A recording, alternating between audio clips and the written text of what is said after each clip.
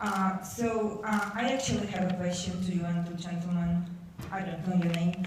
I was staying at Maidan for 3 months together with other activists, both men and women. I was carrying in my hands people who were dying for something that they believed in, something that they thought are European values.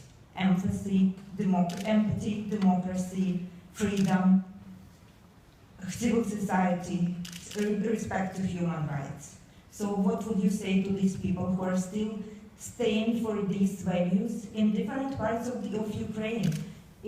As you said, in Lugansk, in Donetsk, in Kiev, in Lviv, there are a lot, millions of people who believe in these values. What would you say? Yes.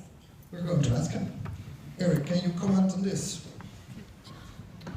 Point it to Mike. Yeah, sure. I sympathize very much with what happened at Maidan Square. Let me be very honest about that. I watched it day by day, and once again, I sympathize really much with that. But I think that we, as a European Union, should be restrained in taking a position when it comes to Ukraine. Because it's a young country, you're 23 years old as the Ukrainian state, that is, after getting out of the Soviet Union. And I've been an election observer in 2010 in Kharkov. And Yanukovych was elected through a relatively honest process. Yeah, you might say no, but that was the outcome of all the observers that have been in Ukraine.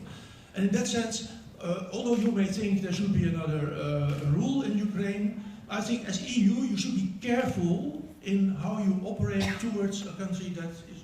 Eric, whether or no you're in favor of going to help Ukraine as EU, what I think is interesting of her remark is that she said, yes, there is such thing as a European vision, as a European value, which is freedom, human rights, etc., which is something you as a European group should foster. Yeah, but I think the problem is, if you look at the composition of the European Union, all the former Iron Curtain countries, let alone the 3 Baltic states, have a totally different view on former Soviet area than Western European countries. So it's very hard to take an EU stand on what happens in Ukraine, because we are so diverse in our way of seeing how the Soviet Union has developed. And in that sense also, I think our role as EU should be to help Ukraine to strengthen its geographically important position in between ourselves and Russia, to take the best of both worlds. Thank you. I think where we sort of, what we see is that there's